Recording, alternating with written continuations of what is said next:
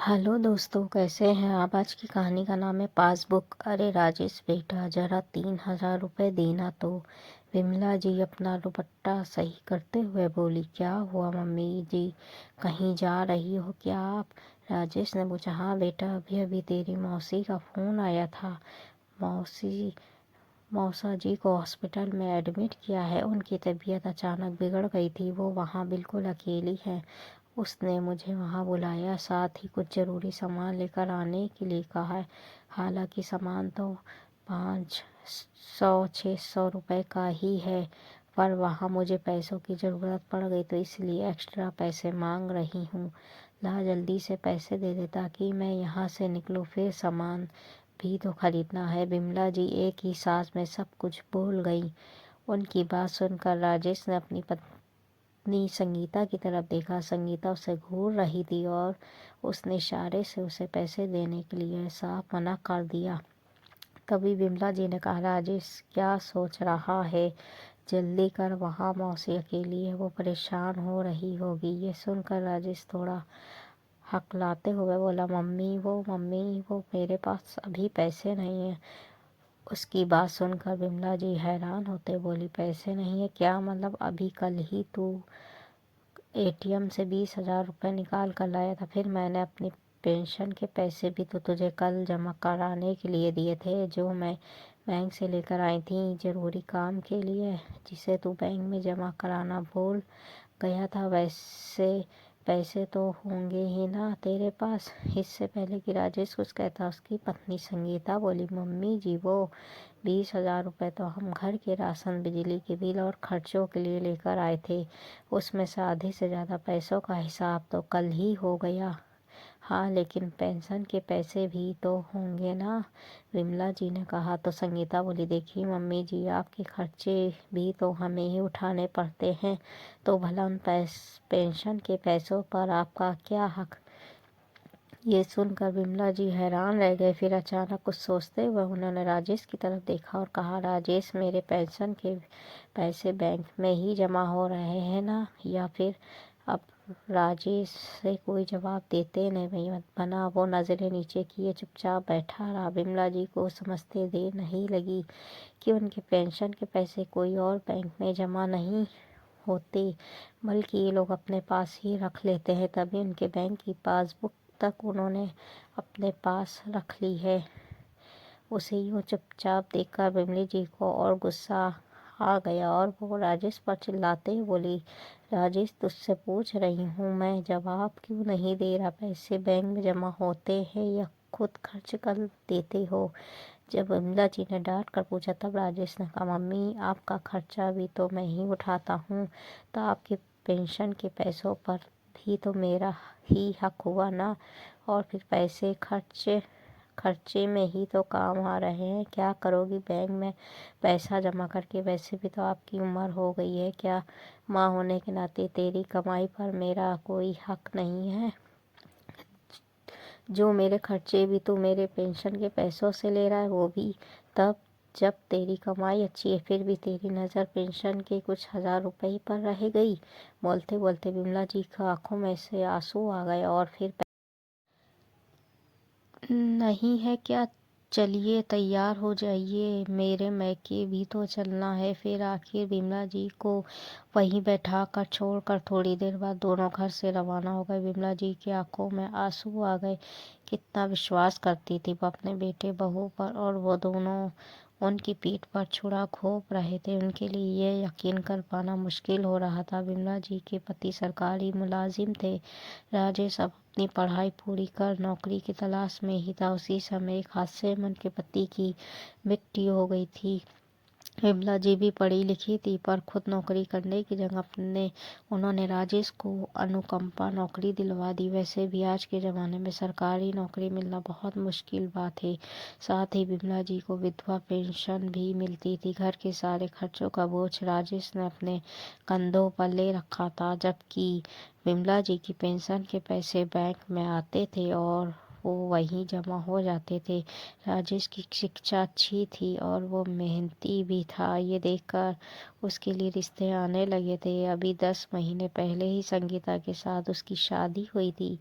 उसकी शादी के 4 महीने बाद ही राजेश ने विमला जी की बैंक की पासबुक अपने पास ही रख ली। ये कहकर कि बार बार पासबुक उनसे लेनी पड़ती है बैंक में पैसे चेक करने के लिए, पर विमला जी ने कभी भी पासबुक नहीं मांगी।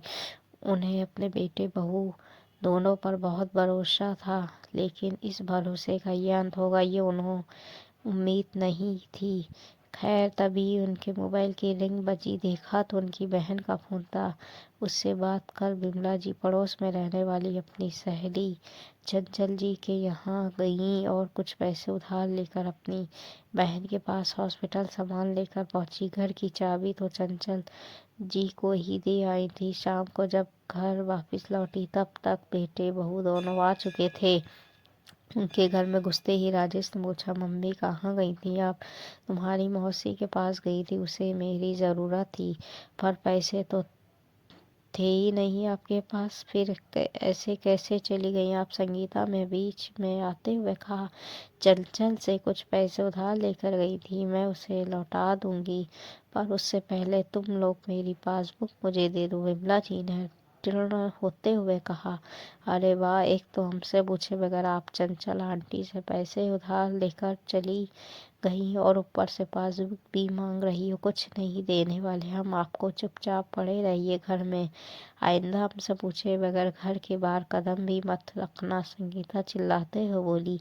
ये सुनकर विमला जी ने राजेश की तरफ देखा, लेकिन राजेश ने चुप रहकर इसमें अपनी सहमति जाहिर कर दी। आखिर विमला जी ने निर्णय ले लिया कि अब उन्हें अपने लिए बोलना ही पड़ेगा।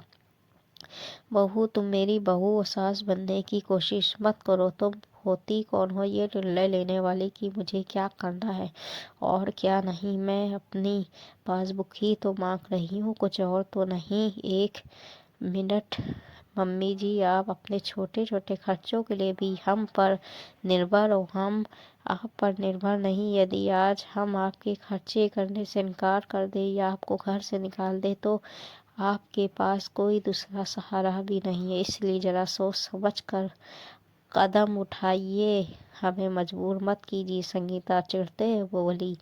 उसकी बात सुनकर विमला जी मुस्कुराते बोली, बेटा ऐसी गलती मत कर दे लेना, पढ़ी लिखी तो मैं भी हूँ, माना कि विश्वास में मैंने पासबुक वगैरह तुम लोगों को रखने को दे दी, पर कानून अच्छे से जानती हो, ये घर मेरा, इसलिए यहाँ से तुम लोग मुझे नहीं निकाल सकते, बल्कि मैं तुम्हें यहाँ से निकाल सकती हूँ।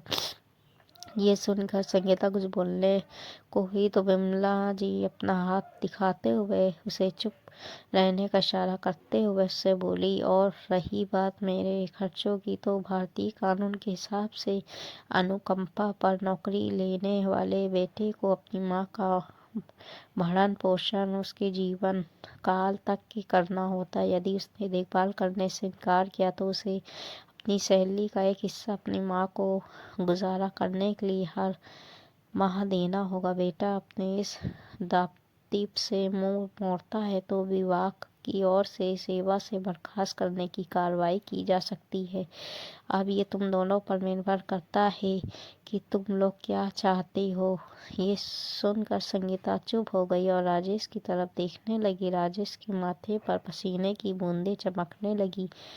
ये देखकर विमला जी ने कहा, बेटा मैं तुम्हारी माँ हूँ, तुम लोगों को घर से नहीं निकाल रही हूँ, वरना ऐसी हरकत करने के बाद तो तुम लोगों का इस घर में रुकना बनता ही नहीं। लेकिन हाँ, अब तुम पराग बनकर विश्वास भी नहीं कर सकती, इसलिए मेरी पासबुक भी मुझे दे दो। अपने अकाउंट को मैं खुद हैंडल कर सकती हूँ, और अगर मेरे खर्च करने पे तुम्हें एतराज़ है तो हर महीने एक फिक्स अमाउंट मुझे खर्चे के तौर पर दे दिया करो। और ये बात अच्छे से याद रखना कि आज के ज़माने की माँ हूँ, अगर अपने बच्चों पर विश्वास करना जानती हूँ तो गलती करने पर उन्हें सज़ा देना भी जानती हूँ। विमला जी की बात सुनकर दोनों से कुछ कहते नहीं बना। दोनों को समझ में आ गया था माँ रोने धोने वालों में से नहीं। आखिर राजेश ने विमला जी की पासबुक उन्हें वापस दे दी। विमला जी ने बैंक लॉकर लेकर घर के पेपर्स और अपने गहने उसी में रखवा दिए, लेकिन अब वो अपने बेटे बहू पर आँख मूंद कर विश्वास बिल्कुल नहीं करती थी। अपने सब निर्णय वो खुद लेती थी, लेकिन बेटे बहू भी अब ज़्यादा कुछ नहीं कहते थे। जानते थे कि अगर नौकरी चली गई तो आज के ज़माने में सरकारी नौकरी मिलना भी मुश्किल है। दोस्तों, ये थी हिंदी कहानियाँ। हिंदी कहानी अच्छी लगी तो हिंदी कहानी को लाइक